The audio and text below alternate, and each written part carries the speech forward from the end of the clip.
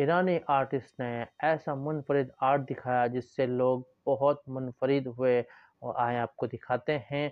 और उन्होंने media talk भी की।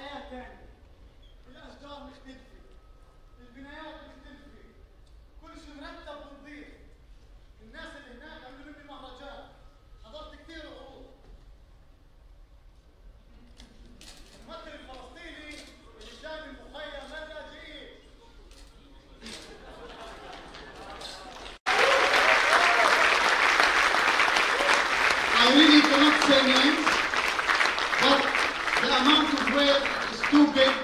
The amount of work we do to arrive to the minimum of our shows in this kind of situation. Many people, many artists, many shows. So please, because always people mix up between Palestine and Pakistan. So it's that close we are. And thank you very much for the festival. For the Mr. Ahmad Shah. Yeah, he was already Israel story. So, you are amazing, and tell them that you're coming back. For sure, I'm coming back, and we want to make a play about love and sex.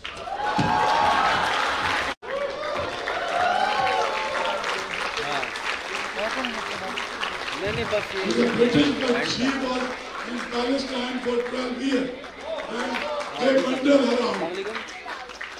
So thank you so much. Thank you. Again? What message have you delivered with this theatre, please? Okay, so the piece is exploring Ahmad Tabasi's life from the first intifada through to the second, right into the present day. And it's exploring the different tactics of Palestinian resistance, armed resistance, cultural resistance. It doesn't say that one is better than another, but it is about a person who explores many, many different ways to find his freedom. What would you like to say about Palestine's current situation as an artist? How difficult to face work as an artist in current situation in Palestine? So, as I'm sure everyone in Pakistan knows, there is a genocide happening in Palestine by Israel, backed by Britain, America, Europe, and these countries all together are enacting a genocide. Palestinians in the West Bank are facing apartheid, as they are in 48, military occupation in Jenin refugee camp, where Tabasi is from. The army is invading weekly, bombing, killing. Many of the kids that we teach and have taught have been murdered.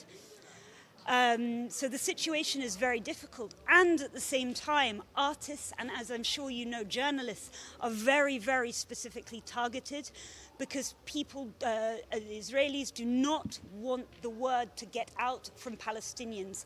And so in our theatre, our producer has been put in prison. As you saw in the play, our co-founder and artistic director was murdered.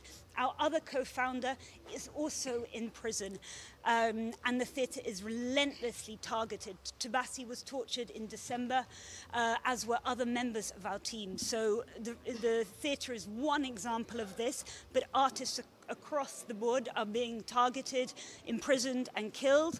And this is also happening in Europe, where and US and Britain, where productions are being cancelled. You know, even waving the Palestinian flag is being violently removed by police. So we're seeing the censorship happening in many different ways, and it's really, really fantastic to be in Pakistan, where people are open to hear about what's going on. It's such a brilliant and refreshing change. Thank you. I think it's very important. I got a message from this festival that when you see all these countries, all these artists come to Karachi, to Pakistan, where, you know, the West, America, Europe, they try to promote us as a Middle East, as a Muslims, as an Arab, that we only are tourists. It's a very big message to tell all the world that we are also artists. We do theater, we do art, and art can bring everybody together. Politics and wars kill people, divide people. You see people and artists from Russia, China, Middle East, Africa, America, Europe, and it's very easy to see how powerful is art to bring people together.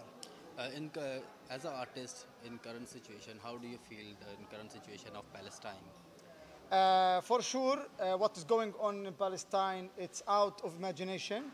It's the most ugly, violent occupation. It's most of the craziest genocide happening in history. And I want to say that genocide is not only for people, genocide for land, for culture, for artists. Artists in Palestine being banished, in prison, shot, many artists being killed. And for me, I choose art to fight and resist instead of all violence.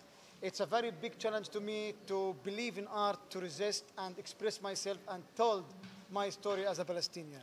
Would you like to give any message or any request with the Muslim community in the world? For sure, I think the West dehumanized us for a long time as a Muslims, as the Middle East. I think Muslims, we need to try new tools to express ourselves and to present ourselves to the world. I think it's important, as we love our religion, as we love our history, is also very important to do more art, to do more culture, to let people and other nations know exactly about our identities, about our realities. For me, even as a Palestinian, as a Muslim, I was so shocked to meet Pakistani people, see how nice they are, how welcoming they are. And even as a Muslim, I didn't know enough about Pakistan. So for me, I want Muslims to know more about each other, because we are not the same picture that propaganda of West have drawn us. Thank you so much. Thank you very much. Shukran.